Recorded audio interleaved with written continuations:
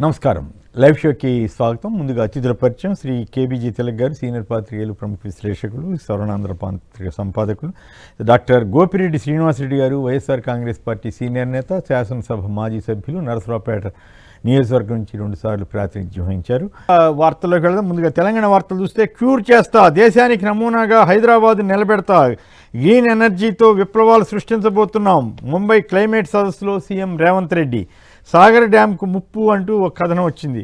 అలాగే సమున్నతంగా సంక్షేమం అమలు చేస్తామని ఉప ముఖ్యమంత్రి మల్లు భట్టి, ఉత్తమ్ కుమార్ రెడ్డిలు ఒక కార్యక్రమంలో మాట్లాడారు. తెలంగాణ ఆత్మగౌరవం ఢిల్లీకి తాకట్టు, క్యాబినెట్ని ఢిల్లీకి పిలిపించుకుని సమీక్షల, ప్రజాస్వామ్యం సిగ్గుతో తలదించుకుంటుందన్న హరీష్ రావు, అధికార దాహం అరాచక పర్వం, బరితెగించిన కాంగ్రెస్, బాల్క సుమన్ అరెస్ట్, కాంగ్రెస్ మార్క్ కబ్జా రాజకీయం అంటూ కేటీఆర్ వ్యాఖ్యలు, నామినేటెడ్ పదవులు ఇచ్చే విషయం పైన ఢిల్లీలో చర్చ జరిగినట్లుంది. కాంగ్రెస్ హైకమాండ్కు మీనాక్షి నటరాజన్ నివేదిక ఇచ్చారు. ఇక ఏపీ వార్తలోకి వెళ్తే, భయపడడం నా రక్తంలోనే లేదు, ఎన్ని కేసులు పెట్టినా వెనుకడుగు వేసే ప్రసక్తి లేదు, బెయిల్బుల్ కేసులో అన్యాయంగా జైల్లోకి పంపించారు, మా ఇంటిపై దాడిని చంద్రబాబు లోకేష్ పర్యవేక్షించారు, వైఎస్ జగన్ నాయకత్వంలో ప్రజాస్వామ్యయుతంగా కూటమి ప్రభుత్వాన్ని కూలదోస్తామని మాజీ మంత్రి అంబటి రాంబాబు చాలా ధైర్యంగా, ఎక్కడ తొనకుండా బెనకుండా చెప్పిన తీరు మీద ముందుగా సంక్షిప్తంగా వీటి మీద కూడా మాట్లాడదాం. ముందుగా తిలక్ గారు చెప్పండి, అంబటి రాంబాబు గారు నిన్న చేసిన కామెంట్స్ కానీ, ఆయన ధైర్యాన్ని ప్రదర్శించిన తీరు కానీ మీకేమనిపించింది? నమస్కారం కేఎస్ఆర్ గారు. నమస్కారం. డిబేట్ లో ఉన్న శ్రీనివాస్ రెడ్డి గారికి నమస్కారం. సార్, అంబటి రాంబాబు గారు జైలు నుంచి విడుదలైన తర్వాత 1% కూడా ఏమాత్రం వెనకడుగు వేయకుండా జైలుకి వెళ్లే ముందు ఎలా ఎంత ధైర్యంగా మాట్లాడేవారో అంత ధైర్యంగా మళ్ళీ మాట్లాడారు. జైలుకి వెళ్లే ముందు అంబటి రాంబాబు గారు వైసీపీలో ధైర్యంగా మాట్లాడే నాయకుల్లో ఒకరిగా ఒక పేరు ఉంది. జైలుకి వెళ్ళి వచ్చిన తర్వాత ఆయనకి రాష్ట్ర వ్యాప్తంగా ఒక ప్రచారం వచ్చింది.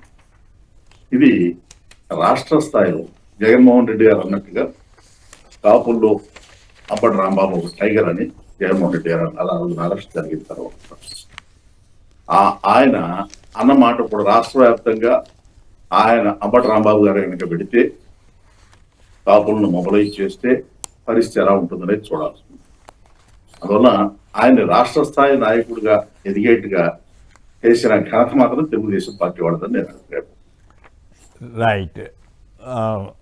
శ్రీనివాసరెడ్డి గారు చెప్పండి, మీ కామెంట్ ఏమిటి? మీ ఉమ్మడి జిల్లాకు సంబంధించిన నాయకుడే కదా, ధైర్యంగా ఎదుర్కొన్న తీరు కానీ, ఆయన ఆ విషయాలన్నింటినీ చెప్పిన వైనం కానీ, ఎక్కడ తగ్గేది లేదు, జగన్ నాయకత్వంలోనే పనిచేస్తాం బ్రహ్మాండంగా అని చెప్పిన తీరు కానీ మీకేమనిపించింది? మీ అందరికీ, పార్టీకి చాలా ధైర్యాన్ని ఇచ్చేలాగా మాట్లాడారు ఆయన. చాలా ధైర్యాన్ని ఇచ్చే విధంగా మాట్లాడటమే కాదు కేఎస్ఆర్ గారు, పార్టీలో రాంబాబు గారి ఇన్సిడెంట్ జరిగిన తర్వాత మా క్యాడర్లో కానీ, మా యొక్క నాయకుల్లో కానీ చాలా ఉత్సాహం, ఈరోజు చాలా ఉత్సాహంతో పనిచేయడానికి ముందుకు వస్తూ ఉన్నారు. ముఖ్యంగా రాంబాబు గారు దాదాపు 7-8 గంటల పాటు ఆయన ఇంటి మీద దాడి చేసిన, ఎక్కడా బెదరకుండా, ఆ దాడి జరిగేటప్పుడు కూడా రాంబాబు గారు చెప్తా ఉన్నారు, రండి కొట్టండి చంపండి అని ఆయనే పిలుస్తున్నాడు పోలీసులు కూడా దాడి జరిగేటప్పుడు కూడా. ఎందుకంటే ఒక మధ్యలో గ్లాస్ ఉంది, గ్లాస్ డోర్ ఉంది, గ్లాస్ డోర్ అవతల వాళ్ళు ఉన్నారు, యువతల రాంబాబు గారు ఉన్నారు. రాంబాబు గారు రండి నన్ను కొట్టండి, ఏమి భయపడే ప్రసక్తే లేదని చెప్పి అక్కడ కూడా ఆయన మాట్లాడటం, నిజంగా ఆ సన్నివేశం స్పాట్ లో కూడా ఆయన ఎంతో ధైర్యంగా మాట్లాడటం అనేది నిజంగా చాలా గొప్ప విషయం. ఖచ్చితంగా ఆయన మీద జరిగిన దాడిని ఈరోజు రాష్ట్ర ప్రజలందరూ కూడా గమనించారు. 7 గంటల పాటు 8 గంటల పాటు ఆయన కేవలం ఒక మాట అన్నాడని ఈరోజు ఎంతమంది మాట్లాడలేదు. జగన్మోహన్ రెడ్డి గారి మీద ఆయన ముఖ్యమంత్రిగా ఉన్నప్పుడు ఎంతమంది మాట్లాడలేదు ఇలాంటి మాటలు అని చెప్పి నేను అడుగుతా ఉన్నా. అలాంటి మాటలు మాట్లాడినందుకు 7 గంటల పాటు ఆయన ఇంటి మీద దాడి చేసి, కుటుంబాన్ని, పిల్లల్ని, మనవాళ్ళని అందరినీ బెదిరించి ధ్వంసం చేసి ఇంత చేయాలా కేసీఆర్? తప్పు మాట్లాడితే కేసు పెట్టండి, అరెస్ట్ చేయండి, అంతేగాని భౌతిక దాడులు చేసి భయాందోళనకు గురి చేయాలనుకోవటం వాళ్ళ అవివేకం. ఖచ్చితంగా ఇందులో పోలీస్ పాత్ర, లోకేష్, చంద్రబాబు నాయుడు స్వయంగా వాళ్ళ పర్యవేక్షణలో, మరో ఎంపీ పెమ్మసాని చంద్రశేఖర్ ఆధ్వర్యంలో ఇవన్నీ కూడా జరిగాయి. దీన్ని వైఎస్ఆర్ కాంగ్రెస్ పార్టీ మర్చిపోదు. అయితే ఇక్కడ ఇంకొక పాయింట్ అండి, దాడిలో రాంబాబు గారు చెప్పండి. తనంతట తానుగా అభ్యంతరకర పదాలు వాళ్ళ ఆ, ఆవిడెవరో మహానాయకురాలు, తెలుగుదేశం వీరవనిత, పైగా మొన్న చాలా విలువలతోటి పనిచేస్తుందని గ్రంథాల- చెప్పి మొన్న ఆశ్చర్యం వేసింది. కేంద్ర మంత్రిగా ఉన్న పెమ్మసాని చంద్రశేఖర్ గారు అన్ని బూతులు తిట్టిన ఆవిడ విలువలతో పనిచేస్తుందని చెప్పి పొగట్టం, ఆవిడ బూతులు తిడితే ఈయన రియాక్ట్ అయ్యాడు. అది విషయం కదా. అది కేసీఆర్ ఆమెకి గారు బహుమానం ఇచ్చారు. జిల్లా గ్రంథాలయ శాఖ చైర్మన్ గా ఇచ్చారు ఆమెకి. అవును ఆమెకు ఒక బహుమతి కూడా ఇచ్చారు. అవును, ఇచ్చిన తర్వాత ఆ సందర్భంలోనే పదవి తీసుకుంటుంటే ఈయన పొగుడుతున్నాడు. అబ్బో నీకు చాలా గొప్ప విలువలు ఉన్నాయి, చాలా గొప్పదాని అని చెప్పి. ఓకే, గొప్ప ఆవిడైతే అన్ని బూతులు మాట్లాడటా ఎగబట్టం ఏంటి, ఆ లోకం ఏంటి? అవును అవును. వాళ్ళ గ్రంథాలయాలు మీద ఒక కేసు కూడా లేదు. అదే వాడి మీద కేసు లేదు, అంబటి రాంబాబు గారి వాళ్ళ మీద మీద ఒక కేసు కూడా పెట్టలేదు. రాంబాబు గారిని కేసు పెట్టి జైలు పాలు చేసి ఇబ్బంది పెట్టే కార్యక్రమం. రైట్. తిలక్ గారు చెప్పండి. ఏం లేదు, ఆవిడకి గ్రంథాలయ పరిషత్ చైర్మన్ ఇచ్చారు కదా, రేపటి నుంచి గ్రంథాలయాల్లో బూతుల గ్రంథాలయాలు వస్తాయా? ఓకే, ఇంకొక అంశంలోకి వెళ్దాం. అసలు చంద్రబాబు గారి ప్రభుత్వం అచ్చంగా అబద్ధాల మీద ఆధారపడి బతుకుతోందా ఏమిటి ఇది అనిపిస్తే చూస్తే వార్తలు. అప్పులపై బాబు ప్రచారం పచ్చి అబద్ధం, శాసనమండలి సాక్షిగా గత ప్రభుత్వ అప్పులపై స్పష్టత. బాబు చెప్పినట్లు 10 లక్షలు 14 లక్షల అప్పులు అసత్యాలే అంటూ వాళ్ళు ఇచ్చిన లెక్కల ప్రకారమే జగన్ గారి టైంలో మొత్తం అంతా కలిపి కూడా బడ్జెట్ లెక్క అప్పుల ప్రకారం 2,34,000 కోట్లు బడ్జెట్ అప్పులు. అది కాకుండా కార్పొరేషన్ అప్పులు ఇంకో 1,00,000 కోట్లు ఎంతో ఉన్నాయి. మిగతా అప్పు అంతా చంద్రబాబు గారి టైంలో వచ్చింది. మరి అయినా కూడా మొత్తం 14 లక్షలు 10 లక్షలు నోటుకు వచ్చినట్టు మాట్లాడారు. అవును, అదానీ డేటా సెంటర్ ఎట్టకేలకు ఒప్పుకున్న చంద్రబాబు ప్రభుత్వం. ఎప్పటికి కూడా అదానీ గూగుల్ సెంటర్ అని ప్రచారం చేశారు కదా. విశాఖలో 600 ఎకరాలకు అదానీ ఇన్ఫ్రాకు బదలాయింపు చేస్తూ ఉత్తర్వులు జారీ చేసిన ప్రభుత్వం. గూగుల్ అనుబంధ సంస్థ రైడన్ లేఖ మేరకు భూమి కేటాయింపు, క్రెడిట్ చోరీకి సర్కారు చేసిన ప్రయత్నం విఫలం. అయితే విశేషం ఏంటంటే పాపం ఎల్లో మీడియా ఈనాడు వాళ్ళకి ఇప్పటికి కూడా అది బాధగానే ఉన్నట్టుంది. రైడన్ గ్రూప్కి భూమి ఇచ్చినట్టుగా వాళ్ళు రాసి ఆత్మసంతృప్తి చెందారు. తిలక్ గారు ఏమంటారు? ఈ అబద్ధాలు ఏంటి? అచ్చంగా అబద్ధాల మీద ఇంత, ఇప్పుడు రాజకీయ నాయకులు లేదా ప్రభుత్వాలు కొన్ని అబద్ధాలు ఎప్పుడన్నా ఆడతారంటే పోనీ అనుకోవచ్చు అని మన గతంలో కానీ ఇప్పుడు కానీ అసలు అచ్చంగా అబద్ధాల మీద ఆధారపడాల్సిన పరిస్థితి ఎంత దారుణం, ఆంధ్రప్రదేశ్ సమాజానికి ఎంత దుర్గతి పట్టిస్తున్నారు అని బాధ కలగట్లా? చంద్రబాబు నాయుడు గారు ఎన్టీ రామారావు మీద తిరుగుబాటు చేసిన తర్వాత అబద్ధాల పునాదుల మీద ఆయన కోట నిర్మించుకున్నారు. అందువల్ల కొత్తగా అబద్ధాలు ఏం చెప్పరండి. ఆయన ఎన్టీ రామారావు మీద తిరుగుబాటు దగ్గర నుంచి అబద్ధాలే చెబుతున్నారు. అది కొనసాగింపే తప్ప మరొకటి కాదండి. ఇంకొకటి, ఆర్థిక అప్పులు విషయానికి వస్తే ఆర్థిక మంత్రి గారి స్పీచ్ లో మాట చెప్పారు. ఈ ఆర్థిక పరిస్థితికి, రాష్ట్రం ఆర్థిక దుస్థితికి లోనైంది, ఇదంతా వారసత్వంగా మాకు వచ్చిందన్నారు. అదేం అప్పులు ఎక్కువ చేశారు జగన్మోహన్ రెడ్డి అనే మాట వాళ్ళు వదలలేదు. అది వారసత్వంగా రావడం ఏంటి? అంతకుముందు మీరు చేసిన అప్పుల సంగతి ఏంటి, ఇప్పుడు చేస్తున్న అప్పుల సంగతి ఏంటి? అది మాట్లాడు, అది చెప్పరు. ఆర్థిక మంత్రి గారు ఆయన ఆర్థిక శాఖలో ఏం జరుగుతుందో, బయట జరుగుతున్న ప్రచారాన్ని ఆయన గమనించి దాన్ని సర్దుబాటు చేసుకుంటే చాలా మంచిదని. ఏం జరుగుతుంది బయట? ప్రచారం ఏం జరుగుతుంది? బిల్లుల్లో ఏం జరుగుతుంది? ఆయన సన్నిహితులు అక్కడ కూర్చొని బిల్లులు క్లియర్ చేస్తున్నారనే ఆరోపణలు వచ్చినాయి కదా. అదో కూడా ఉందా? ఓకే, అంటే బిల్లుల్లో ఆయన పెత్తనం ఏమైనా ఉంటుందా, లేకపోతే ఇంకా ఇప్పుడు ఇందాక మన అంబటి రాంబాబు గారు చెప్పినట్లు వేరే వేరే వ్యవస్థలు పనిచేస్తున్నాయా? అంటే ఎవరి పని అడగండి. అంటే ఆయన చెప్పండి శ్రీనివాసరెడ్డి గారు. అది కేసర్ గారు చిన్న చిన్న బిల్లులన్నీ ఆయనకి వెళ్తాయి. 25 కోట్ల పైన అబౌవ్ ఉంటే లోకేష్ గారు ఒక స్ట్రీమ్ లైన్ చేసుకున్నారా. 25 కోట్ల అబౌవ్ క్లియరెన్స్ ఉంటే డైరెక్ట్ లోకేష్ గారు చెప్పాలి, ఆయన ద్వారా వెళ్ళాలి. కమిషన్లు అవన్నీ కూడా ఆయన ఏజెంట్లు ఆయన కలెక్ట్ చేస్తారు. 25 కోట్ల లోపు ఉంటే అప్పుడు ఈ ఫైనాన్స్ మినిస్టర్ గారు ఆయనకి ఇస్తారు. చిన్న చిన్నవన్నీ ఈయనకి. అదే ఏదో సామెత ఉంటది కదా, చిన్న చిన్నవి అన్ని కొసరంతా ఈయనకు పెట్టి అప్పులని అబద్ధాలు, అదానీ పేరు మీద అబద్ధాలు, ఎందుకు ఇట్లా ఇన్ని అబద్ధాలు ఆడి ఏం సమాజానికి ఏం సంకేతం ఇస్తున్నారు? తిలక్ గారు కంప్లీట్. కేసర్ గారు తిలక్ గారు సంకేతం ఏం లేదండి. ఇప్పుడు నిన్న బిల్ గేట్స్ ని తీసుకొచ్చారు. ఏం పరిశ్రమ వస్తుంది, ఏం వ్యాపారం వస్తుంది? దానికి ఇప్పటివరకు జవాబు లేదు. బిల్గేట్స్ తీసుకొచ్చిన కారణం ఏంటి? పైగా ఆయన ఇది వల్ల ఒకటి. అప్రదిష్ట వచ్చింది తప్ప, దేశవ్యాప్తంగా మనకు అప్రదిష్ట వచ్చింది తప్ప ఏమి పరువు పెరిగిందేం లేదు కదా. దాని గురించి ఏం పట్టించుకోరు, అప్రదిష్ట అనేది పట్టించుకోరు.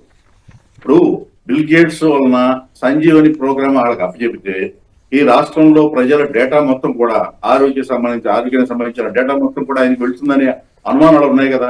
అవును, మరి ఆ అనుమానాలు నిజం కాదు, మేము ఆయనకి ఇవ్వటం లేదు, గతంలో జరిగిన వాటి గురించి మాకు సంబంధం లేదని చెప్పాలి కదా.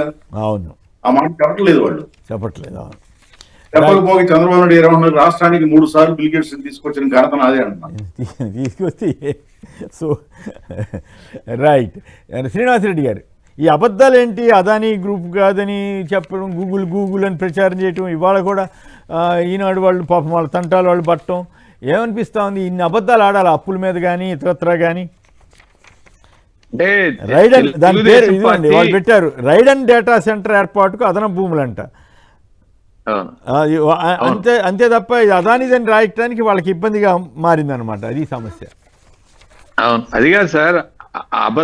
అబద్ధాలు, అబద్ధపు హామీలు, అన్యాయాలు, అక్రమాలు, వెన్నుపోటు, ఈ 4 పిల్లర్స్ మీదనే ఈరోజు తెలుగుదేశం పార్టీ నిర్మాణం జరిగింది. చంద్రబాబు నాయుడు 2014 ముందు ఎన్ని అబద్ధాలు చెప్పి ఎలక్షన్ లో గెలుపొంది తర్వాత ప్రజలకు ఏం చేశాడో మనకు తెలియదా? అదే మళ్ళీ 2019లో అదే అబద్ధాలు రిపీట్, 2024లో అదే అబద్ధాలు రిపీట్ చేశాడు. ప్రజలు మళ్ళీ ఆశపడ్డారు, ఆశపడి ఓటేశారు. ఇక తర్వాత ఇవన్నీ కూడా ఆయనకి అబద్ధాలు చెప్పి ఆ 4 ఛానల్స్ ఏదైతే 4 పిల్లర్లు ఉన్నాయో తెలుగుదేశం పార్టీ ఆయన అబద్ధాలకి ఈ 4 పిల్లర్స్ పూర్తిగా సహకరిస్తాయి.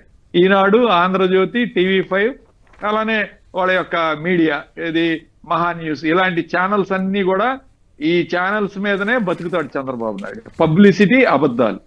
ఈరోజు అప్పులు చేశాం ఆయన స్వయంగా పయ్యావుల కేసు గత అసెంబ్లీ సమావేశాల్లో వైఎస్ఆర్ కాంగ్రెస్ పార్టీ చేసిన అప్పులు అని చెప్పి ఆయనే స్వయంగా 4 లక్షల కోట్లు అని చెప్పి క్లియర్ గా ప్రకటించాడు.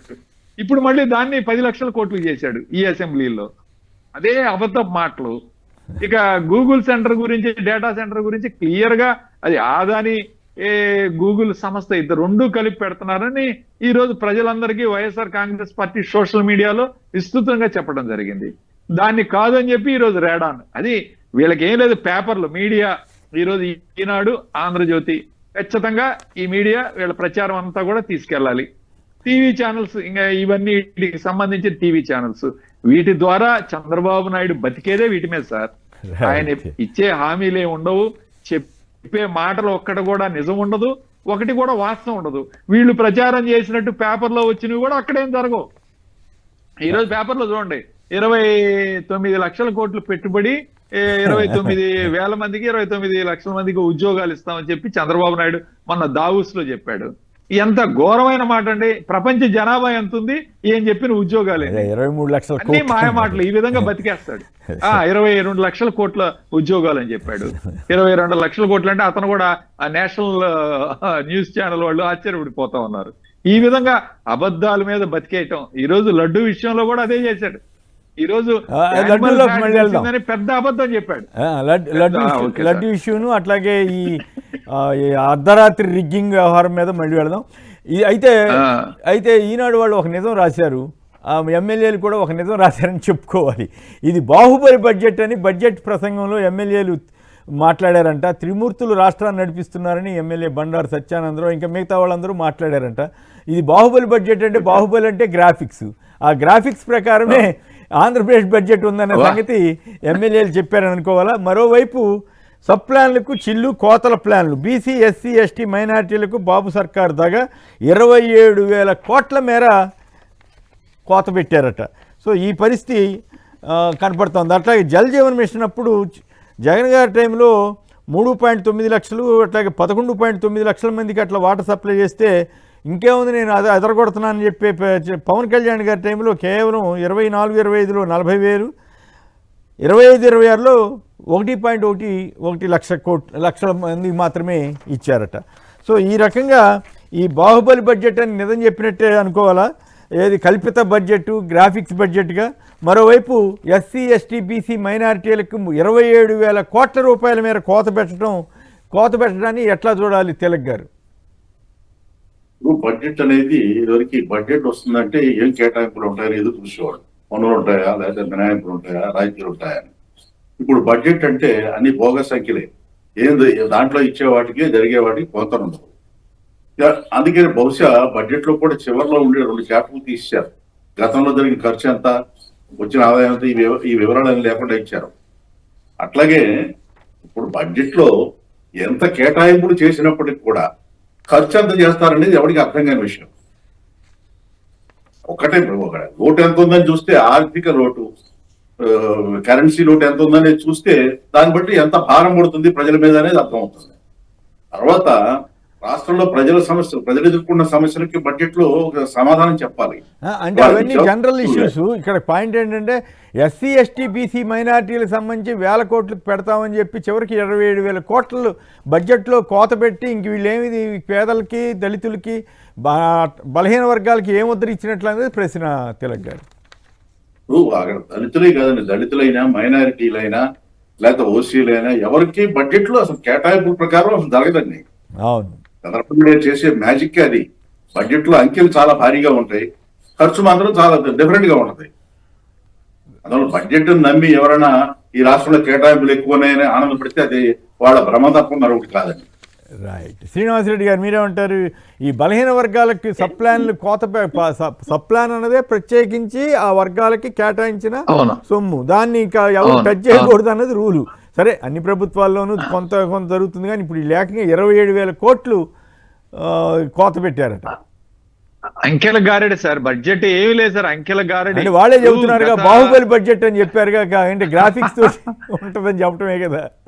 అవును అవును, గ్రాఫిక్స్ తోటి చేసిన బడ్జెట్లే. అంటే గత సంవత్సరం ఏం చేశారు? గత సంవత్సరం 2,38,000 కోట్ల రూపాయలు బడ్జెట్ ప్రవేశపెడితే గత సంవత్సరం మీకు ఆర్థికంగా డబ్బులు రాక అప్పులు చేశారు. దాదాపు 1,20,000 కోట్లు అప్పులు చేశారు గత సంవత్సరంలో. అంటే వాళ్ళు ఎక్స్పెక్ట్ చేసిన ఇన్కమ్ ఎక్కడ కూడా రాలేదు, టచ్ కాలేదు. జిఎస్టీలో కానీ, ఇతర ట్యాక్సుల్లో కానీ, రిజిస్ట్రేషన్ లో కానీ ఎక్కడ రాలేదు. వాళ్ళు ఎక్కడ కూడా రీచ్ అవ్వలేకపోయారు. కనీసం ఈ సంవత్సరం బడ్జెట్ పెట్టేటప్పుడు లాస్ట్ ఇయర్ లెక్కలు చెప్పాలి కదా సార్, కనీసం ఆ లెక్కలు ఎక్కడా చెప్పలేదు ఆర్థిక మంత్రి గారు. అట్లానే ఎస్సీ ఎస్టీ బీసీలకు పూర్తిగా మీకు ఎందుకు ఎంఎస్ఎంఈ ఇండస్ట్రియలిస్టులు ఎస్సీలు తీసుకున్న లోన్లకి సబ్సిడీలు ఇవ్వక వాళ్ళందరూ ధర్నా చేశారు ఏపీఐసిసి దగ్గర మంగళగిరిలో. ఈరోజు ఎస్సీ ఎస్టీలకి తీవ్రంగా, ఎస్సీ ఎస్టీ మైనార్టీలకు అసలు ప్రత్యేకంగా బడ్జెట్ లో కేటాయింపులు పెట్టలేదు సార్ ఈ సంవత్సరం. అసలు మైనార్టీలు ప్రస్తావనే రానివ్వలేదు. ఎస్సీ ఎస్టీలకు పూర్తిగా కోత విధించారు. ఈ బడ్జెట్ నిన్న ఒక కేంద్ర వ్యవసాయ శాఖ మంత్రి ఒక లెటర్ రాశారు సార్ ప్రభుత్వానికి. అందులో సగటున ఒక్కొక్క రైతు మీద ఈ యొక్క కేంద్ర ప్రభుత్వం పరిధిలో ఒక్కొక్క రైతు మీద 70,000 రూపాయలు ఈ రోజు అప్పుంటే, ఒక్క ఆంధ్రప్రదేశ్ రాష్ట్రంలో ఒక్కొక్క రైతు మీద 2,10,000 రూపాయలు అప్పు ఉంది సార్. అవును, అంటే కేంద్ర సగటు మీద 3 రెట్లు అధికంగా ఆంధ్రప్రదేశ్ రాష్ట్రంలో అప్పులు ఈ రోజు అప్పు ఉంది సార్. ఏంటి పరిస్థితి ఏంటి? ఏం చేస్తున్నారు అసలు? జగన్మోహన్ రెడ్డి గారు అప్పులు చేశారని అంటారు. అప్పులు చేసి శ్రీలంక అయిపోతుంది, మరో శ్రీలంక అయిపోతుందని ప్రచారం చేశారు. ఆయన 5 సంవత్సరాలు చేసిన 3,30,000 కోట్ల రూపాయల్లో 2,70,000 కోట్ల రూపాయలు ప్రజలకు పంచాడు డీబీటీ ద్వారా. ఒక లెక్క ఉంది, క్లియర్ గా అర్థం అవుతుంది మనకి. కానీ వీళ్ళు చేసిన అప్పులు ఇప్పటికే దాదాపు 3,10,000 కోట్ల రూపాయలు అప్పులు చేశారు. ఏం చేస్తున్నారు ఈ డబ్బులన్నీ? ఒక్క పథకం, ఒక్క తల్లికి వందనం తప్పితే ఏదైనా పథకం ఇచ్చారా మీరు? అసలు ఈ డబ్బులు ఏం చేస్తా ఉన్నారు? అదేంటంటే మాట్లాడితే ఆర్థిక విధ్వంసం, దాన్ని సెటిల్ చేస్తున్నా ఉంటారు. అసలు మీరేం చేస్తున్నారు? డబ్బులు కనీసం ఎక్కడికి పోతున్నాయి ఇవనేది. ఆఖరికి ఎస్సీ ఎస్టీ బీసీలో కూడా కోత విధించి ఆ హాస్టల్స్ ఈరోజు మనం చూసాం సార్. గిరిజన హాస్టల్స్ ఏ విధంగా ఉన్నాయో, ఎస్సీ హాస్టల్స్ ఏ విధంగా, రోజు పిల్లలు ఫుడ్ పాయిజనింగ్ అయి చచ్చిపోవటం, జ్వరాలతో చచ్చిపోవటం, హాస్టల్స్ మెయింటెనెన్స్ ఎంత ఘోరంగా ఉందో, సాంఘిక సంక్షేమ హాస్టల్స్ ఈ రోజు మనకు చూస్తే, పేపర్లు చూస్తే అర్థమవుతుంది. రోజు ఏదో ఒక హాస్టల్లో ఒక విషాదం. నిన్న కూడా దాదాపు 20 మంది ఫుడ్ పాయిజన్ జరిగి చికిత్సకి హాస్పిటల్కి తీసుకెళ్లారు. గిరిజన హాస్టల్లో ఆడపిల్లలు చచ్చిపోయారు. ఇక్కడ గుంటూరు దగ్గర హాస్టల్లో జరిగింది 26 మంది. ప్రతి చోట ఇదే సార్. సప్లాన్లన్నీ చక్కగా అమలు జరిగి ఉంటే ఆ సమస్య చాలా తక్కువ ఉండేది. కానీ అసలు 27,000 కోట్లు కోత పెట్టిన తర్వాత ఇంకేం జరుగుతాయి? ఇవన్నీ కూడా నడుస్తూ ఏమి ఉంటుంది. జరగవు, ఇవన్నీ ఏమి జరగవు. రైట్. శంకర్రావు గారు వెస్ట్ గోదావరి నుంచి. శంకర్రావు నమస్కారం, మాట్లాడండి. ఇంకా రెండు మేజర్ ఇష్యూస్ ఉన్నాయి. అర్ధరాత్రి వేళ ఆంధ్రప్రదేశ్లో ఓట్ల రిగ్గింగ్ ఎలా జరిగింది అన్నది ఒకటి, అలాగే తిరుమల లడ్డూలో ఇంకా కూరుకుపోతున్నారా నెయ్యి వివాదంలో కూటమి ప్రభుత్వం చర్చకు అంగీకరించకపోగా వైసీపీ నుంచి ఫిరాయించిన వాళ్ళతోటి వాయిదా తీర్మానం తీసుకుని దాన్ని ఏదో అడ్డుకునే ప్రయత్నం చేయటం. సో ఈ రెండు అంశాలు ప్రధానంగా మాట్లాడుకుందాం. ముందుగా ఈ శంకర్రావు గారు. అందరికి నమస్కారం అండి. నమస్కారం, మాట్లాడండి. ఈ లడ్డు విషయం వచ్చేటప్పటికి అంత మోసం అండి, ప్రజలందరూ గమనిస్తున్నారు. ఓకే, అందరు గమనిస్తున్నారు. ఎంత అబద్ధాలు పుట్టిగా అబద్ధాలు, అన్ని అబద్ధాలు, ఒక్కడు నిజం లేదు. 95 జరిగిన అరాచక కాడి నుంచి అన్ని అబద్ధాలే కదండి. ఒక్క నిజం చూపించుకోవాలండి. మీ ఆవేదన అర్థమైంది. అసలు నిజం అనేది రాదండి. పవన్ కళ్యాణ్ ఉన్నారు, ఆయన మౌనంగా ఉంటాడు, ఆయన ఏం చేస్తాడు ఆయన. సరే కానీ కాదుగా, లడ్డూ విషయంలో అందరం చెప్పాం వద్దు మీరు అప్రతిష్ట పాలు తీసుకురామాకండి, అప్రతిష్ట చేయొద్దు అని చెప్తే రైట్ అంటూ ఇంకా ఒకటి మించి కెమికల్స్ దాకా వెళ్ళిపోయారు, బాత్రూమ్ కెమికల్స్ దాకా వెళ్ళిపోయారు దురదృష్టవశాత్తు. ఇప్పుడేమో మొత్తం అసలు ఇప్పుడు మాట్లాడరంట, చాలా సున్నితమైన సమస్యని ఇప్పుడు చెబుతున్నారు. సున్నితమైన సమస్యని అప్పుడు మనం చెప్పినప్పుడు ఎవరు వినలేదు, మనబోటి వాళ్ళందరం కూడా చెప్పినప్పుడు. రైట్. ఇక మరొకరు కోటిరెడ్డి గారు గుంటూరు నుంచి. కోటిరెడ్డి గారు నమస్కారం, మాట్లాడండి. రైట్.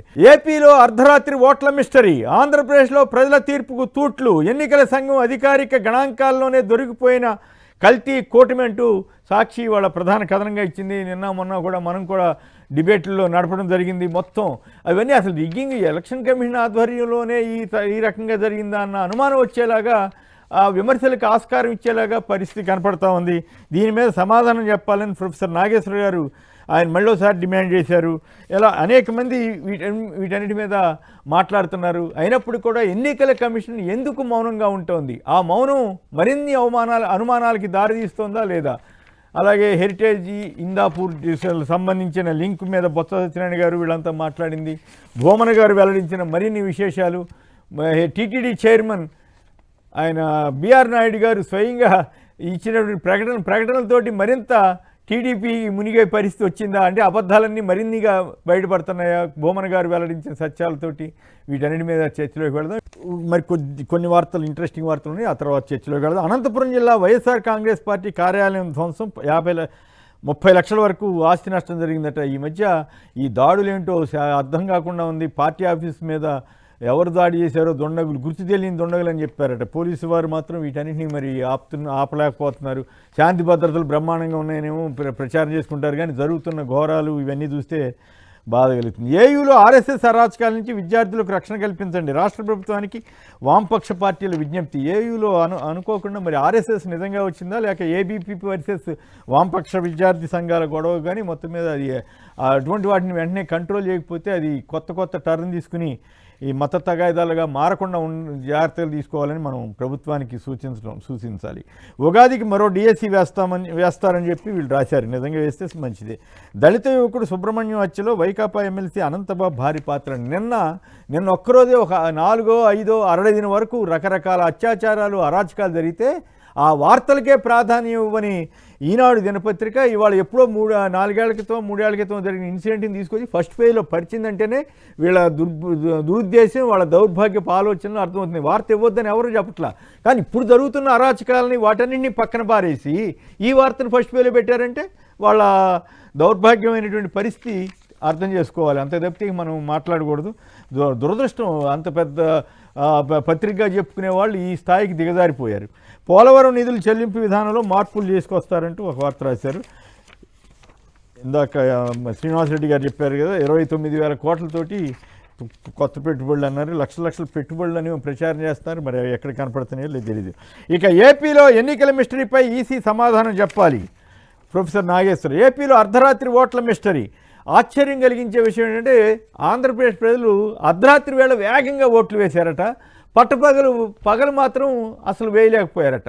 ఏమిటి తిలక్ గారు చెప్పండి, ఈ మొత్తం ఈ రిగ్గింగ్ వెనకాల ఎవరున్నారు? అసలు ఆ టైంలో పోలింగ్ అధికారులు, ప్రత్యేకించి ఆ 3,500 బూతుల్లో పోలింగ్ అధికారులు ఎవరు? వాళ్ళు నిజంగా ఉన్నారా? అప్పుడు పార్టీల పోలింగ్ ఏజెంట్లు ఏమైపోయారు? నిజంగా అక్కడ జనం ఉంటే ఆ సీసీటీవీ ఫుటేజ్ చూపించి ఎన్నికల కమిషన్ మేము చెప్పింది రైట్ అని రుజువు చేసుకోవాలి కదా. అసలు 5 గంటల తర్వాత ఎందుకు ఎలవ్ చేశారు, ఎంతమందిని ఎలవ్ చేశారు, ఈ వివరాలు ఏమీ లేకుండా మొత్తం కథ ఏదో ప్రెస్ నోట్ రిలీజ్ చేసి వాళ్ళకి తెలియకుండానే దొరికిపోయారా, తప్పు చేసిన వాళ్ళు దొరికిపోయినట్లుగా. ఈ రిగ్గింగ్ వెనకాల ఎవరున్నారన్నది నా ప్రశ్న. ఒకటి కేసీఆర్ గారు, ఇది ఎన్నికలు జరిగిన తర్వాత కొద్ది మాసాల తర్వాత కొంత ఇన్ఫర్మేషన్ బయటకు వచ్చింది. అయితే స్పష్టమైనటువంటి రికార్డెడ్ ఎవిడెన్స్ లేకుండా మాట్లాడకూడదు అనేది ఉద్దేశంతో ఎవరు కూడా దీని గురించి మాట్లాడరు. సరే, ఇప్పుడు పరకాల ప్రభాకర్ గారి అని దాన్ని బేస్ చేసుకుని, వైర్లో వచ్చిన స్టోరీని బేస్ చేసుకుని నాగేశ్వర్ గారు చెప్పిన మాటలు కొత్తగా అవి కనుక్కొనే కాదు, ఎలక్షన్ కమిషన్ వాళ్ళు చెప్పినవే. ఆ ఎలక్షన్ కమిషన్ ఇచ్చిన డేటాని బేస్ చేసుకుని వాళ్ళు మాట్లాడుతున్నారు తప్ప కొత్తగా ఎక్కడ ఆరోపణలు చేయటం లేదు వాళ్ళు. ఇది మొత్తం కూడా తెర వెనక ఎవరున్నారనేది సరే ఒక అవగాహన ఉన్నప్పటికి కూడా మనం చెప్పడానికి ఆధారాలు ఉండాలి. ఈ మొత్తం వ్యవహారాలకి, సందేహాలకి, ఆరోపణలకు సమాధానం చెప్పాల్సిన ఆ రోజు ఎలక్షన్ కమిషనర్ గా ఉన్నట్టు మీనా, ఆయన ఇక్కడ నోరు వేయకూడదు.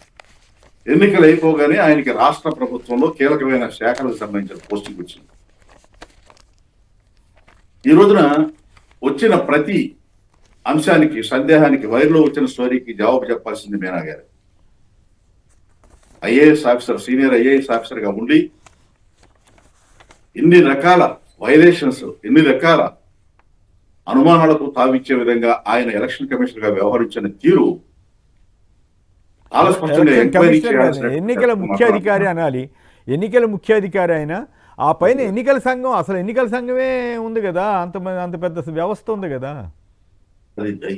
నాకు కొంత ఇన్ఫర్మేషన్ ఉంది, కానీ నేను ఆధారాలు లేకుండా మాట్లాడదలుచుకోలేదు. ఈ మీనా గారే మొత్తం కథ ఇక్కడ, ఎందుకంటే వెనకాల ఎవరున్నా, చీఫ్ ఎలక్షన్ కమిషనర్ ఉన్నా ఎవరున్నా కానీ ఇక్కడ కథ నడిపింది ఈయన. ఇప్పుడు వైర్లో వచ్చిన స్టోరీకి, వచ్చిన సందేహాలకి ఇప్పుడు సాయంత్రం 5 గంటల వరకు క్యూలో ఉన్న వాళ్ళకి ఓటేసే అవకాశం ప్రధానమైన అంశం. అప్పుడు ఏం చేయాలి? 5 గంటలకి గేట్లు మూసేయాలి. గేట్లు మూసేసి క్యూలో ఎంతమంది ఉన్నారో అంతమందిని వాళ్ళ ముఖాలు కనపడే విధంగా వీడియో తీసి జాగ్రత్త పరచాలి. ఆ జాగ్రత్త చేసి ఆ రికార్డుని అక్కడ ఉన్నటువంటి ప్రిసైడింగ్ ఆఫీసర్ ఎప్పుడైనా వివాదాలు తలెత్తితే దాన్ని సబ్మిట్ చేయాలి. ఇది ఎందుకు జరగలేదు? జరిగితే బయటపడండి. ఒకటి, 5 గంటల తర్వాత మరి 50 లక్షల మందిని క్యూలో ఉన్నారంటే చిన్న విషయం కాదని. ఒకవేళ నిజంగా 50 లక్షల మంది క్యూలో ఉంటే మరి 8 గంటల తర్వాత, 8 గంటల నుంచి 11 గంటల వరకు ఎందుకు పోలింగ్ జరగల? 5 గంటల నుంచి 8 గంటల వరకు ఎంత పోలింగ్ జరిగింది? 8 గంటల నుంచి 11 గంటల వరకు ఎంత పోలింగ్ జరిగింది? 50 లక్షల మంది క్యూలో ఉండిపోయారు ఓటేయకుండా. ఒకటి. రెండోది, ఉదయం నుంచి సాయంత్రం 5 గంటల వరకు నిమిషానికి ఒకరు చొప్పున యావరేజ్న ఓటేస్తే 5 గంటల తర్వాత, 5 గంటల తర్వాత కాదు సార్, అర్ధరాత్రి 11:45 నుంచి 2 గంటల వరకు. అదే 11:45 నిమిషాల నుంచి 2 గంటల వరకు నిమిషాన్ని ముగ్గురు ఇచ్చారు యావరేజ్. ఓటర్ పేరు వెరిఫై చేయాలి, సంతకం తీసుకోవాలి, పేరు మీద ముద్ర వేయాలి, వాడు ఓటు వేయాలి, 2 ఓట్లు వేయాలి. నిమిషాన్ని ముగ్గురు ఎట్లా చేశారు? ఎవరైనా కూర్చుని వరుస పెట్టి నొక్కడం తప్ప సాధ్యం కాదు.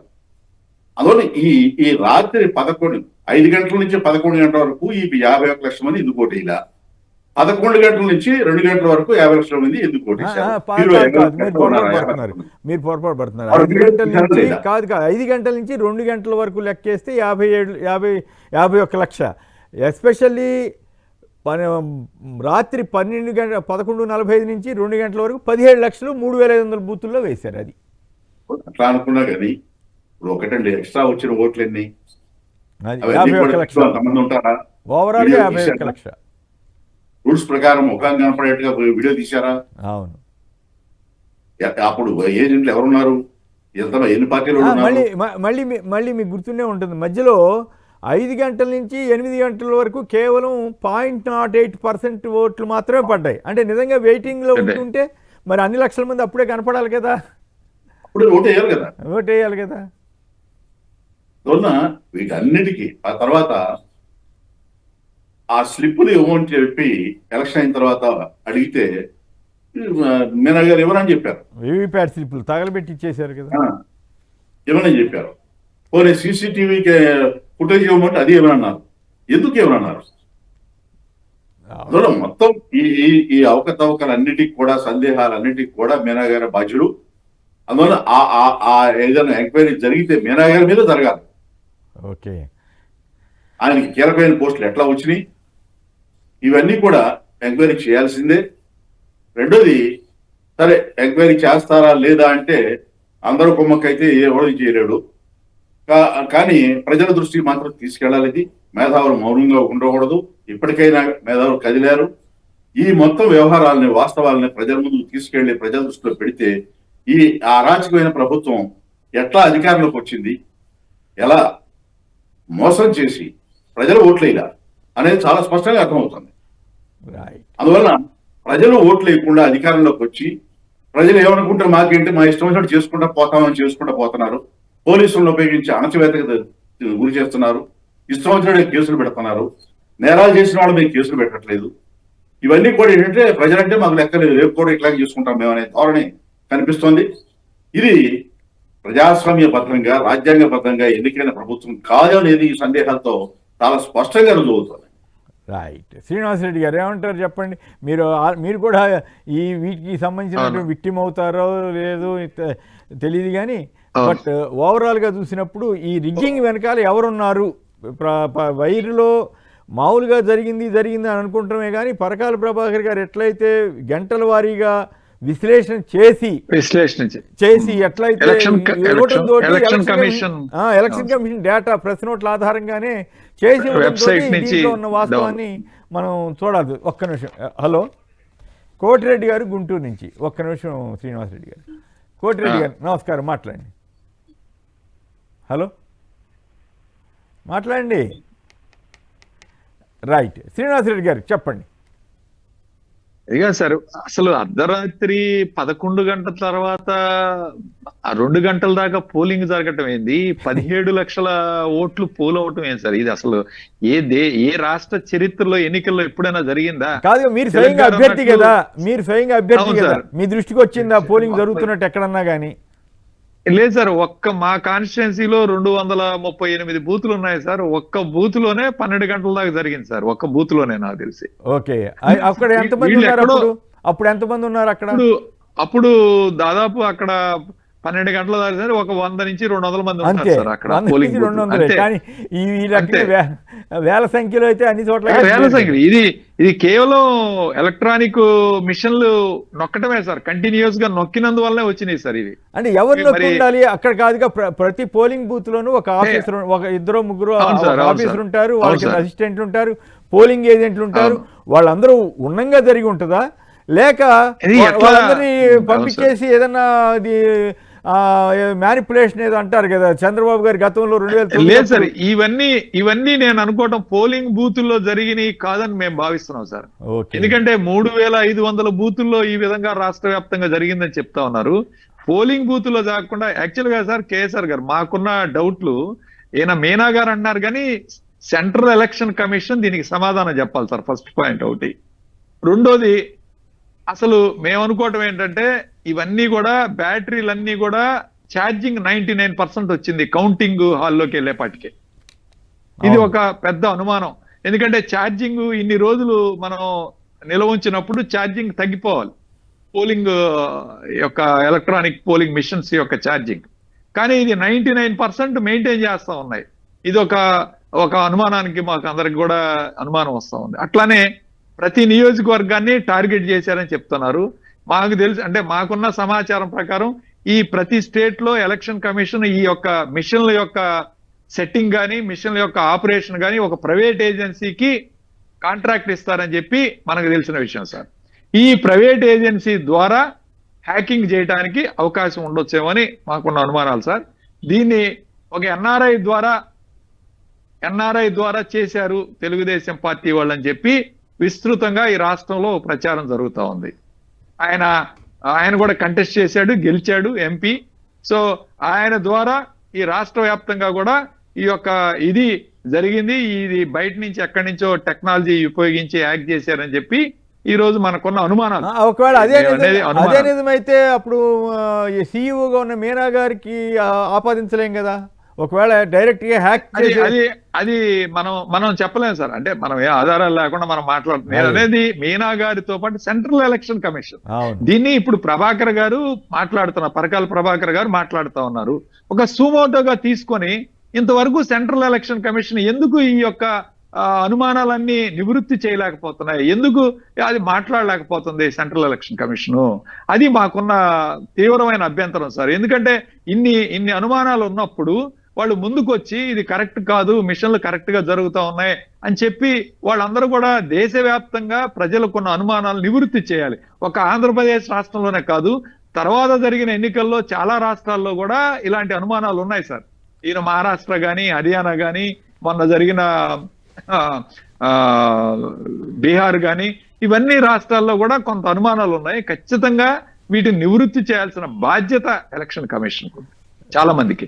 ఒకటి. రెండోది ఏంటంటే సార్, మేము కోరేది ఏంటంటే ఇది సుమోటోగా సుప్రీంకోర్టు ఎందుకు స్వీకరించి సుమోటోగా దీని మీద కంప్లీట్ గా ఒక ఎంక్వైరీ నడపటం కానీ, ఈ యొక్క ఎక్స్ప్లెనేషన్ ఎలక్షన్ కమిషన్ దగ్గర తీసుకోవటం కానీ జరగాలి సార్. భారతదేశంలో ఇలాంటి జరిగినప్పుడే ఇక్కడ పాయింట్ ఏంటంటే, ఇప్పుడు మీ ఎలక్షన్ ఉంది, మీరు కూడా పోటీ చేసిన అభ్యర్థి, మీకు ఎలక్షన్ అయిపోగానే మీకు డౌట్ వచ్చిందా రాలేదా? డౌట్ వస్తే మీరు ఏం చేశారు? ఎలక్షన్ అయిపోయిన తర్వాత మాకు డౌట్ రాలేదు సార్. ఎందుకంటే మా కాన్స్టిట్యున్సీలో 1-2 బూతులు తప్పితే ఎక్కడ కూడా అర్ధరాత్రి దాకా 12 గంటల తర్వాత ఎక్కడ జరగలేదు సార్. ఒకటి. రెండోది ఏంటంటే మాకు కౌంటింగ్ మిషన్ జరిగిన తర్వాత అనుమానం ఏమైనా వచ్చిందా? కౌంటింగ్ జరిగిన తర్వాత అనుమానం వచ్చిందా?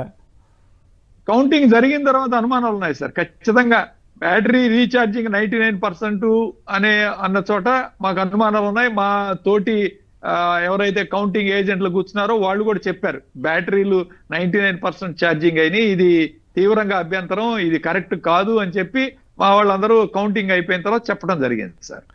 ఓకే. అంటే ఆ 3500 నియోజకవర్గాల్లో మీది లేదనమాట ఈ లెక్కన. 3500 సారీ 3500 బూతుల్లో లేదో 3500 కాదు 11:45 నుంచి 2 గంటల వరకు 4% 17 లక్షల ఓట్లు పోలేయట.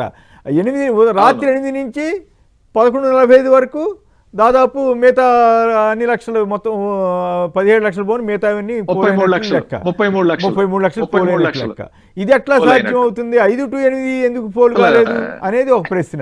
సో వీటన్నిటిని నివృత్తి చేయకపోతే ఖచ్చితంగా దీంట్లో మోసం జరిగింది అనేటువంటి అనుమానం, ఈ రిగ్గింగ్ ఎవరున్నారు అనేది ఎంక్వైరీ చేయాల్సిన అవసరం కూడా ఉంది. ప్రజాస్వామ్యాన్ని రక్షించాలంటే ఇందులో ఏమాత్రం ఆధారం ఉన్నా కూడా వాటిని పరిరక్షించాలంటే ఖచ్చితంగా ఎంక్వైరీ కూడా జరగాలి. ఆ రిగ్గింగ్ వెనకాల కేసీఆర్ గారు నాది ఒక చిన్న రిక్వెస్ట్ సార్, పరకాల ప్రభాకర్ గారి చేత ఒక డెమో, అంటే ఈ కంటెస్టింగ్ క్యాండిడేట్స్ అందరూ ఎవరైతే ఉన్నారో అంటే వచ్చేవాళ్ళు మీటింగ్ వాళ్ళతోటి, మీడియా వాళ్ళతోటి, అందరితోటి ఆయన ఒక డెమో ఇస్తే రాష్ట్ర వ్యాప్తంగా ఒక న్యూట్రల్ పీపుల్, ఇంపార్టెంట్ ఎడ్యుకేటెడ్ తోటి మీలాంటి వాళ్ళు సలహా ఇచ్చి ఆయనతో మాట్లాడండి. చాలా ఇంటర్వ్యూలు ఇస్తున్నారు ఖచ్చితంగా సార్. ఎందుకంటే మీ ద్వారా తెలియజేస్తున్నాను, మీ ద్వారా కూడా ఇది విజ్ఞప్తి చేస్తున్నాను నేను.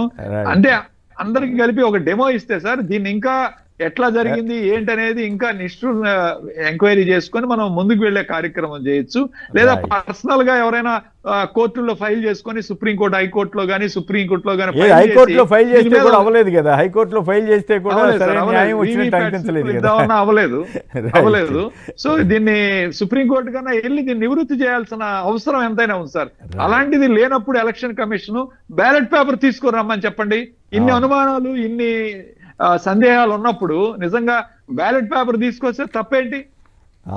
సో దానికైనా మనం ముందుకు వెళ్ళాలి సార్. ఏదో ఒక రకంగా ఉండాలి. ప్రజాస్వామ్యం ఇట్లా కూనీ కాకూడదు, జరగాలి సార్, కూనీ కాకూడదు. పెద్దిరెడ్డి గారు కొండపి నుంచి. పెద్దిరెడ్డి గారు నమస్కారం, మాట్లాడండి సార్. Good morning sir. ఇప్పుడు వీవీప్యాట్ స్లిప్పులు కానీ అవి ఏమి లేవు అంటున్నారు, తగలబెట్టామని చెబుతున్నారు సార్. సరే ఓకే, తీసేద్దాం. 3500 బూతుల్లో ఏ బూతుల్లో అర్ధరాత్రి తర్వాత నిలబడ్డారో చెప్తే అక్కడ ఏజెంట్లు ఉంటారు, ఏజెంట్లు ఉంటారు, వాళ్ళు ఉంటారు, ఇళ్ళు ఉంటారు. ఉండారా లేదా? ఉంటారు కాదు. ఇప్పుడు ఈ నిజంగా ఉన్నారా లేదా అనేది ఇప్పుడు వెరిఫై చేయాలని. తెలిసిపోతుంది. వెరిఫై చేయాలి. ఇంకోటి, ఇప్పుడు మిషన్ అనేది మ్యాన్ మేడ్, దాని ప్రోగ్రామ్ అంతా డిజైన్ చేసేది మనమే కదా సార్. కరెక్ట్. ఇప్పుడు వాచ్ లో ఏమవుతుంది, ఇదే చంద్రబాబు గారు చాలాసార్లు చెప్పారు కదా ఈవీఎంలు మోసం అని. సార్ ఒక్క నిమిషం. ఇప్పుడు ప్రోగ్రామ్ ఎలా ఉంటుంది, 24 hours తర్వాత మళ్ళీ సెకండ్ నుంచి స్టార్ట్ అవుతుంది. అలాగే మనం చూపించే మిషన్ లో అప్పటికప్పుడు కాకపోయినా కానీ ఆఫ్టర్ 24 hours ఇంత పర్సెంటేజ్ చేంజ్ అవ్వాలి, ఈ సింబల్ అనేది ఆ సింబల్ కి వెళ్ళాలనేది కూడా ఉంటుంది కదా సార్. అది కూడా ఎందుకు డౌట్ ఎక్స్పెక్ట్ చేయకూడదు, డిజైన్ చేయడానికి అవకాశం ఉంది. కరెక్ట్. ఇంకా మూడోది, ఇప్పుడు ఎలక్షన్ ముందు వీళ్ళందరూ తెలుస్తారు ఎవరికి, టీడీపీ వాళ్ళకి. వాళ్ళు 10 నెలలు ఎట్లా చేశారంటే, ఇప్పుడు మా మండలం ఉంది, మా మండలంలో 5,000కి ఒక్క ఓటు తగ్గినా సరే నేను బెట్ అని చెప్పి నా దగ్గరికి వచ్చేస్తారు. 5,000 కంటే ఒక్క ఓటు కాదు కదా, మెజారిటీయా? 150 ఓట్లు. సార్ మెజారిటీనా లేకపోతే total vote? Majority sir, majority. ఆ మండలం వచ్చేసి 2,000-1,700 ఉండేది మెజార్టీ. అట్లాంటిది 5,000కి ఒక్క ఓటు తగ్గినా నేను ఎంతగా అర్థిస్తాను పెద్దరెడ్డి అని చెప్పి నా దగ్గరికి వచ్చాడు. అంటే వాళ్ళకి ముందే ప్లాన్ ఉంది సార్. అట్లాంటిది 6,500 మెజార్టీ ఉన్న, వైసీపీకి మెజార్టీ ఉన్న ఇంకో మండలంలో ఒక్క ఓటు కూడా మెజార్టీ వస్తే మేము ఇస్తామని చెప్పి 6,500 మైనస్కి వెళ్ళింది ఆ మండలం. అంటే వాళ్ళకి ముందే నిజం సార్, ఇది వాస్తవం, కనుక్కొని కావాలంటే ఇది వాస్తవం. వాళ్ళకి ముందు నుంచే ప్లాన్ ఉంది. ఏం చేశారనేది ఆ దేవుడికి తెలుసు, ఆ మీనా గారికి తెలుసు. రైట్. పైన ఉన్న ఎలక్షన్ కమిషన్ తెలీదా? రైట్. ఓకే, ఇక మరో అంశంలోకి వెళ్దాం. ఇందాపూర్తో హెరిటేజ్ చీకటి ఒప్పందం. శాసనమండలిలో విపక్ష నేత బొత్స సత్యనారాయణ ధ్వజం. టీడీపీ జేబు సంస్థగా టీటీడీ అంటూ భూమన కరుణాకర్ రెడ్డి గారు చాలా సంచలనాత్మకమైన విషయాలు చెప్పారు. ఒకే పార్టీ 2 వాయిదా తీర్మానాలంటూ వీళ్ళు వార్త రాసుకున్నారు. సో శ్రీనివాసరెడ్డి గారు చెప్పండి, ఏమిటి ఈ హెరిటేజ్ ఇష్యూ, మరి ఆ చర్చకి అనుమతించకపోవడం కానీ ఇతరత్ర ఇవన్నీ చూస్తే ఇంకా కూటమి ప్రభుత్వం కూరుకుపోతున్నట్లు కనిపిస్తూ ఉందా? తప్పుల మీద తప్పు సార్. ఇప్పుడు అంతా వాళ్ళ యొక్క చీకటి ఒప్పందాలన్నీ వెలుగులోకి వచ్చారు. ఇందాపూర్ కి హెరిటేజ్ కి సంబంధం ఉంది, Indapur is a part of heritage అని చెప్పి ఈరోజు ఎప్పుడైతే బయటకు వచ్చిందో అప్పటి నుంచి వెబ్సైట్ నుంచి తీసేశారు ఇందాపూర్. తర్వాత ఒక ప్రకటన చేశారు, నెయ్యి తయారీలో మాకేమీ సంబంధం లేదని చెప్పిచ్చారు. తర్వాత ఇప్పుడు టీడీపీని ప్రశ్న అడిగితే టీటీడీ సమాధానం చెప్పడమే సార్. అసలు ఇదేమి అన్యాయం? అసలు టీడీపీ పార్టీని అడిగితే టీటీడీ సమాధానం చెప్తుంది. అక్కడ బిఆర్ నాయుడు గారు సమాధానాలు చెప్తున్నారు. బిఆర్ నాయుడు గారు చెప్పిన సమాధానాలకి మరింతగా మునిగినట్టు కనిపిస్తోంది కదా. నిన్న డైరెక్ట్ గా బొమ్మన్ గారు అవన్నీ అడిగారు. ఇందాపూర్ ఎక్కడి టెండర్ల విషయంలో కానీ, నందినిని తప్పించిన విషయంలో కానీ, నందినికి 20 లక్షలు చేయలేదని చెప్పినప్పుడు అసలు నువ్వు టెండర్లోనే పాల్గొనడానికి ఎట్లా ఇచ్చావు ఆయన అడిగిన దాన్ని కానీ, ఇవన్నీ ఆయన ఇంకా కొమ్మ మునిగినట్టు చేశాడా అని ఒక డౌట్. అవును, మొత్తం ఇప్పుడు 900 కిలోమీటర్ పరిధిలో నుంచి ఎగ్జామ్షన్ ఇచ్చారు ఇందాపూర్కి. 1,500 కిలోమీటర్లకి పొడిగించారు. ఒకటి రేటు విషయంలో 328 రూపాయల నుంచి 658 రూపాయలు, అంటే ఆల్మోస్ట్ డబల్ ఏది ఇందాపూర్ కట్టబెట్టింది. సో హెరిటేజ్ సంస్థ ఈ ద్వారా లబ్ధి పొందిన మాట వాస్తవం, ఇందులో ఎటువంటి అనుమానం లేదు. ఈ వాళ్ళు లబ్ధి పొంది హెరిటేజ్ సంస్థ పూర్తిగా ఇందులో ఇన్వాల్వ్ అయింది, దీనిలో అనుమానం లేదు. అందుకే చర్చకి భయపడుతున్నారా? అవును, అంతే సార్. అందుకనే చర్చకి రావట్లేదు. ఇది అసెంబ్లీలో చర్చకి రాని కారణం అదే. అయితే ఇంకొక పాయింట్ చెప్పండి. ఇప్పుడు సంగం డైరీ నుంచి కూడా 5 లక్షల కిలోలు సప్లై చేశారని వార్తలు వస్తున్నాయి. మరి నిన్న మొన్న కూడా చర్చ వచ్చింది. మీరు ఆ జిల్లా వారే కదా, ఆవు నెయ్యి కదా సప్లై చేయాల్సింది. ఆవు పాలు సేకరిస్తుందా సంగం డైరీ కూడా? ఆవు పాలు తక్కువ సార్, సంగం డైరీ చాలా తక్కువ సేకరిస్తుంది ఆవు పాలు. అంటే మన జిల్లాలో తక్కువ ఉంటాయి కదా ఆవులు, గేదెలు ఎక్కువ ఉంటాయి. అవును, గేదెలు ఎక్కువ ఉంటాయి. మన జిల్లాలో గేదెలు ఎక్కువ ఉంటాయి. ఇక్కడ గేదె పాలే బాగా ఇది. సరే, ఇంకా వాళ్ళు ఏం చేస్తున్నారు అనేది ఇక వాళ్ళ కంపెనీలకు ఇచ్చుకోవాలంటే ఇక సంగం డైరీ కూడా వస్తుంది. ఇందులో చాలా ఘోరమైన అంశం ఏంటంటే, మా పార్టీ నుంచి వెళ్ళిన ఎమ్మెల్సీలు తీర్మానం ఇచ్చి వాళ్ళని పార్టీలో టీడీపీ కండవా వేసుకొని వాళ్ళ పార్టీ మారిన తర్వాత వాళ్ళ చేత వాయిదా తీర్మానం ఇప్పించి 2 పార్టీలను రాయటం అనేది సిగ్గుచేటు. ఇలాంటి పేపర్లో రాయటం అనేది ఇంకా సిగ్గుచేటు సార్. ఇది చాలా ఘోరమైన విషయం. నిజంగా దీన్ని తీవ్రంగా ప్రతి ఒక్కరు కూడా ఈరోజు నోటీస్ చేస్తా ఉన్నారు. చంద్రబాబు నాయుడు పూర్తిగా పీకల్లోతు కూరుకుపోయాడు సార్. ఇందులో అనుమానం ఏం లేదు. చంద్రబాబు నాయుడు పూర్తిగా పీకల్లోతు కూరుకుపోయాడు. ఇది వీడియో కట్ అయినట్టుంది. వీడియో చూసుకోండి, వాయిస్ వస్తుంది కానీ వీడియో కట్ అయినట్టుంది. రైట్. తిలక్ గారు, ఏమిటి చీకటి ఒప్పందమా లేకపోతే ఏం కాదా, లేకపోతే అసెంబ్లీ కౌన్సిల్లో ఎందుకు చర్చకి భయపడుతున్నారు? మరోవైపు భువన హెరిటేజ్ ఈ లింకుల మీద భూమన్ గారు వెల్లడించిన సంచలన నిజాలు బిఆర్ నాయుడు గారు ఇచ్చిన ప్రకటనతో మరింతగా అనుమానాలు బలపడుతున్నాయా? ఇప్పుడు బొత్స సత్యనారాయణ గారు ఉన్న వాస్తవాలు కౌన్సిల్లో చెప్పారండి. ఆయన్ని చులకన చేస్తూ నారా లోకేష్ గారు కొన్ని కామెంట్స్ చేశారు. పార్టీ మీద పట్టు లేదు అని. పార్టీలోంచి వెళ్ళిపోయిన వాళ్ళని వాళ్ళు ఇచ్చినటువంటి తీర్మానం మీరే ఇప్పించి పార్టీ మీద బొత్స గారికి పట్టు లేదని చెప్పడం అంటే చంద్రబాబు నాయుడు గారు ఆయన కుమారుడికి నైతికంగా ఉండేటువంటి విలువలతో కూడినటువంటి రాజకీయాలు నేర్పలేదనేది అర్థమవుతుంది. ఒకటి. రెండు, ఇక్కడ కౌన్సిల్లో చర్చ ఏమడిగారు, ఎందుకు అడిగారు అనేది ప్రశ్న. ఏమడిగారు? ఇందాపూర్ నెయ్యి హెరిటేజ్కి సంబంధం ఏంటి, ఎందుకు అడిగారు? 300 రూపాయల నుంచి 350 రూపాయల నుంచి 600 రూపాయలకి 700 రూపాయలకి ఎట్లా పెరిగింది రేటు?